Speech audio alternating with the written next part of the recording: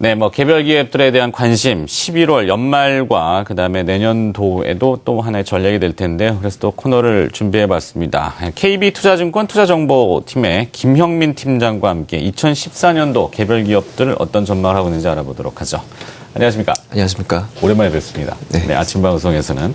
자, 이 KB투자증권에서는 2014년도 투자 코드를 신성장 사업 이렇게 잡으셨는데 그렇게 보시는 배경은 어디에 있습니까? 일단은 항상 그래 왔듯이 새로운 산업이 개화될 때마다 주식시장에서는 상당히 좀 시장의 수익률을 아웃퍼폼하는 그런 업종과 기업들이 등장을 하는 그런 경향이 있었습니다. 따라서 2013년에서 14년 도로 이제 시장이 넘어가면서 그 시장 가운데서 가장 좀 유망한 업종, 새롭게 시장이 열리는 업종, 패러다임을 바꿀 수 있는 이런 업종들에 좀 주목을 하고 저희 투자정보팀에서 좀 준비를 해봤습니다. 네. 그래서 키워드를 일단 좀 저희가 정해봤는데요.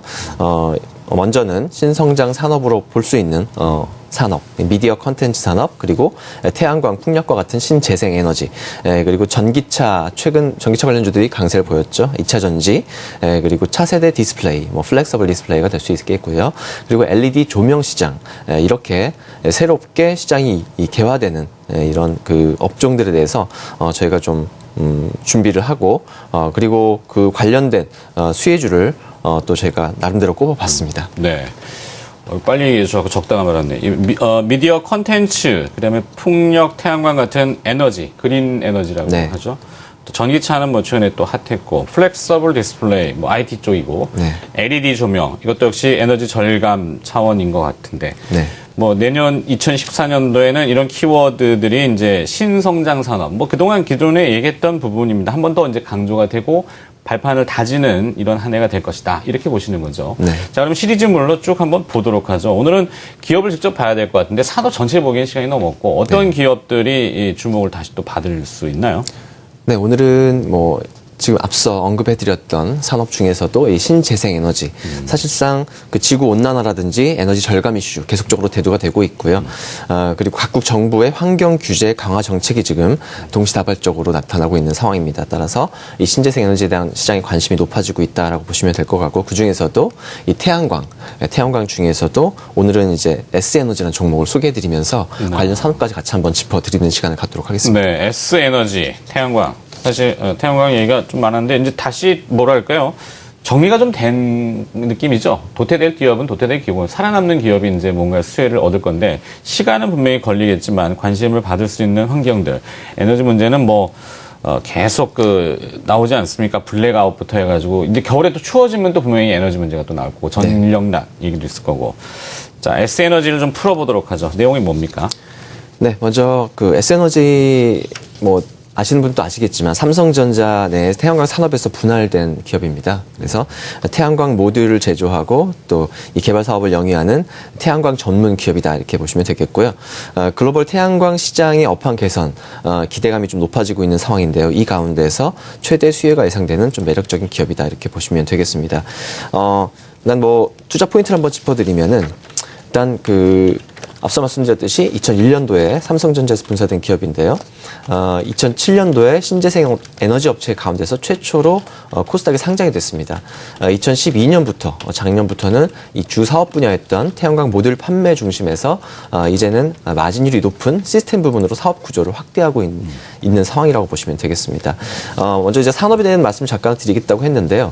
준비된 그림을 한번 보시면 태양광에 더 이상 비싸지 않다 이런 타이틀이 되겠는데 글로벌 그 신재생 에너지 발전 단가를 보시는 것입니다. 그래서 발전 단가 자체가 태양광, 풍력 보시면 아시겠지만은 계속적으로 우하향하는 모습이죠. 그래서 발전 단가가 지속적으로 하락하고 있고요. 향후 2020년에는 타 에너지원과 비슷한 수준이 될 것으로 전망을 하고 있습니다. 네. 일부 선진국 같은 경우는 이제 높은 전기료 등으로 인해서 점차적으로 이 그리드 패리티죠. 그러니까 화력 발전 단가와 비슷해지는 시점, 그리드 패리티를 달성하고 있다 이렇게 보시면 될 것 같고요. 2014년도 내년도 세계 이 태양광 시장 45에서 52기가와트급에 달할 것으로 이렇게 보고 있어서 제2의 이 태양광 호황기를 맞을 것으로 이렇게 전망을 하고 있습니다. 그래서 이 전반적인 시장 흐름을 보시면은 네. 유럽 중심의 그 태양광 수요가 이머징 마켓으로 확산되고 있다 이렇게 보시면 될 것 같고요.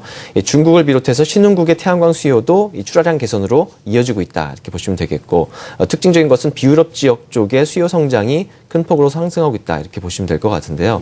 지금 그림 보시면은요, 글로벌 그 태양광 산업이 이런 환경적인 이슈 그리고 정책적인 지원, 각국 정부들의 지원을 바탕으로 꾸준히 성장하고 있는데 이 다른 나라 대비 이 주춤했었던 국내 시장 같은 경우도 최근 원전 비중을 축소하는 2차 에너지 기본 계획을 발표했었죠. 그래서 신재생 에너지에 대한 투자와 관심이 지속적으로 증가를 하고 있습니다. 네. 자, 말씀하시는 와중에 이 폴리실리콘 가격 동향을 쭉 보니까 그 PV 인사이트라는 사이트에 들어가면 가격이 나오죠. 그 평균 가격이 더 이상 떨어지지는 않는군요. 많이 떨어졌었는데 킬로그램당 현재 한 18달러 정도를 평균 가격으로 유지하고 있으니까 네. 태양광이 이제 더 이상 비싸지 않다.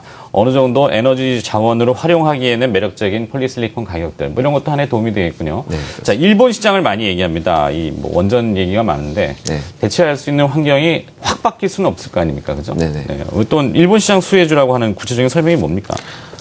일단 기본적으로 태양광 시장의 또 공급 과잉이 좀 해소되는 과정이기도 하지만 특히 일본 쪽 얘기를 이제 안 드릴 수가 없는데 일본 같은 경우는 이제 후쿠시마 원전 사고가 있었죠. 그래서 그 이후에 이 신재생 에너지에 대한 수요가 지속적으로 증가하고 있는 상황입니다. 그 중에서도 이 태양광 시장의 이 성장이 상당히 빠르게 진행되고 있다 이렇게 보시면 되겠는데요.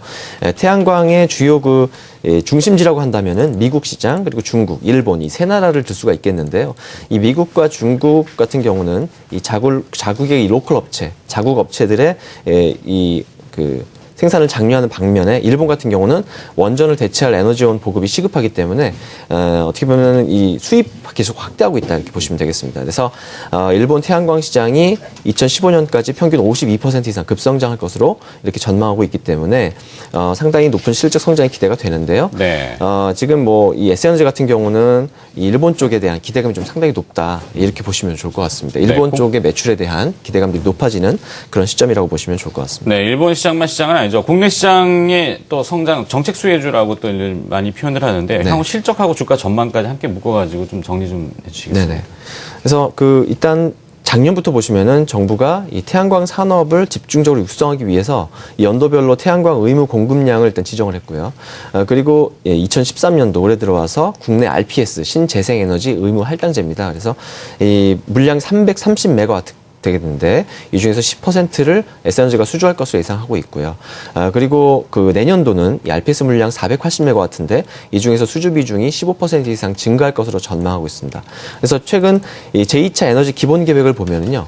2035년까지 원전 비중을 줄이고 그리고 신재생 에너지에 대한 수요와 관심은 늘어날 수밖에 없는 이런 지금 상황이라고 보시면 좋을 것 같고요.